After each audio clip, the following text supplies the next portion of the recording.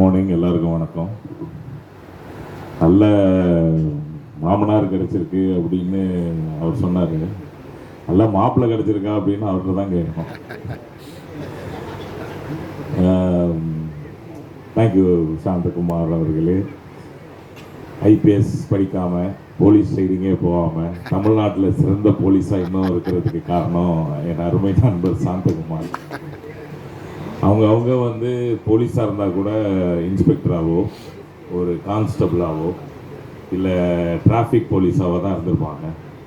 நான் வந்து Tamil Nadu police, Andhra police, Lucknow police, Karnataka police, அப்புறம் ரிட்டையர்ட் போலீஸ், தாடி வச்ச போலீஸ், சபரிமலைக்கு போகிற போலீஸ், சஸ்பெண்டட் போலீஸ், இந்த மாதிரி ரயில்வே போலீஸ், இந்த மாதிரி பல போலீஸாக நடிச்சிட்டேன். இப்போ வந்து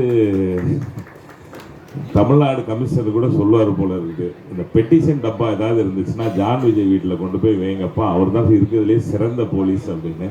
அந்த மாதிரி ஒரு நல்ல போலீஸாக என்னை மாட்டினதுக்கு ரொம்ப நன்றி சாந்தகுமார் அவர்களே. ஜோக்ஸ் அப்பார்ட், எனக்கு வந்து சாந்தகுமாரை வந்து அந்த படம் நடிக்கிறதுக்கு 15 வருஷத்துக்கு முன்னாடியே தெரியும். ரொம்ப அமைதியான ஆள்.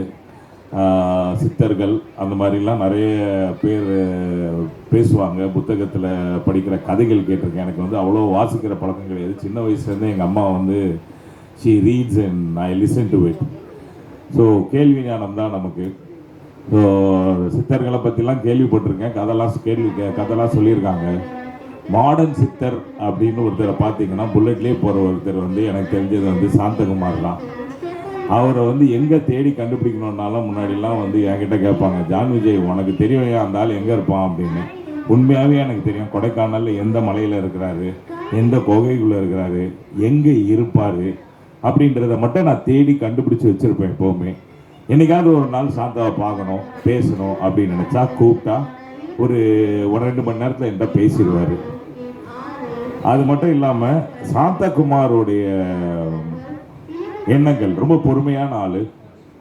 நம்ம வந்து ரெகுலராக பார்க்கக்கூடிய மனிதருக்கு மாதிரி சாந்தகுமார் கிடையாது. ரொம்ப நல்ல மனசு, ரொம்ப நிறைய பேச மாட்டார். பேசினாருன்னா அதில் தேவையில்லாத கோபம்லாம் இருக்காது. யார் மேலேயும் அவருக்கு வெறுப்பு இருக்காது, சலிப்பு இருக்காது. ஆனால் அவர் எண்ணங்கள் ரொம்ப சுத்தமான எண்ணங்களாக இருக்கும். அவர் எழுத்தும் ரொம்ப மிக சுத்தமான எழுத்துக்களாக இருக்கும். என்னை வந்து அந்த படத்தில் நீங்கள் மௌனகுருன்ற ஒரு திரைப்படத்தில் நீங்கள் என்னை பார்த்தீங்கன்னா அது அப்படியே சாந்தகுமார் தான் நான். அதுக்கப்புறம் மற்ற டைரக்டர்கள் சொன்ன மாதிரி நான் நடிச்சிருக்கேனா இல்லையான்னு அந்த டைரக்டர்கிட்ட கேட்டால் தான் தெரியும்.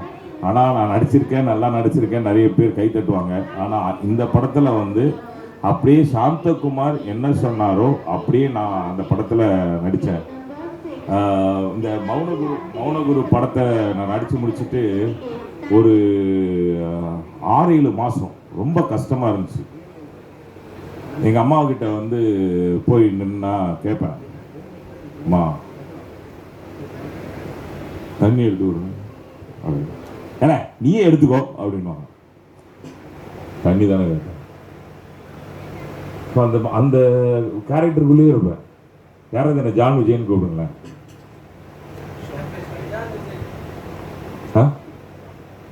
அவ்வளோ லேக்லேயே இருப்பேன்.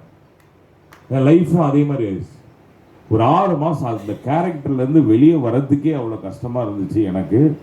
ஏன்னா it is not just Santhakumar's impact, it is a characterisation impact.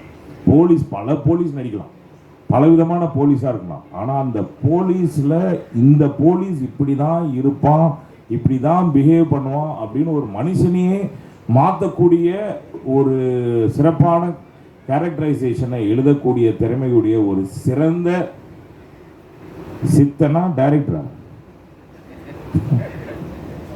ரசவாதி வந்து சாந்தகுமார் தாங்க.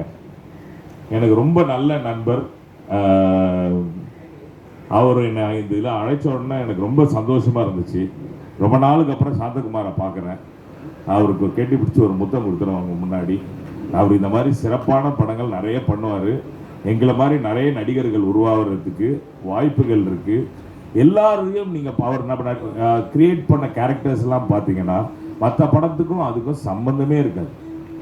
அண்ட் எல்லாருமே வந்து இப்போ பார்த்தீங்கன்னா கௌதம் மேனன் வந்து படம் எடுப்பார். அவர் படத்தில் எல்லாருமே கௌதம் மேனன் மாதிரியே நடிப்பாங்க.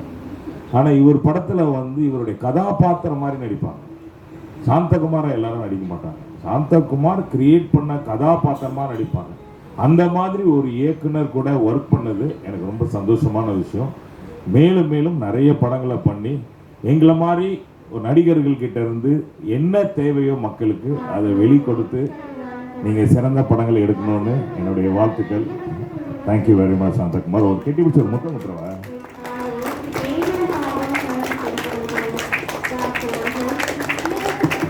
Thank you very much. Thank you.